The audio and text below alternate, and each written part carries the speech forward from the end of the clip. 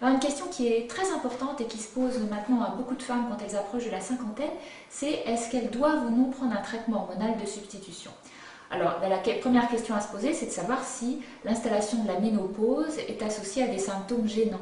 Certaines femmes vont ressentir des bouffées de chaleur, des sueurs nocturnes, une sécheresse vaginale, alors que d'autres femmes sont beaucoup moins gênées.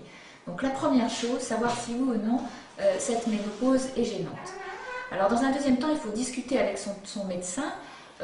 Effectivement, certains traitements hormonaux de la ménopause ont été associés à une augmentation du risque de cancer du sein ou des problèmes vasculaires, mais c'était essentiellement avec des traitements prescrits à doses beaucoup plus importantes, par exemple dans les pays anglo-saxons.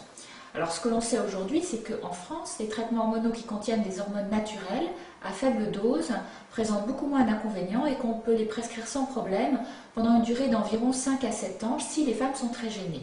Bien évidemment, il faut en discuter avec son médecin et mon conseil, c'est peser ensemble les bénéfices et les risques de ce traitement. Évidemment, ce traitement est contre-indiqué en cas de cancer du sein personnel ou bien de facteurs de risque nombreux de cancer, par exemple de cancer du sein dans la famille ou chez les femmes qui ont des phlébites.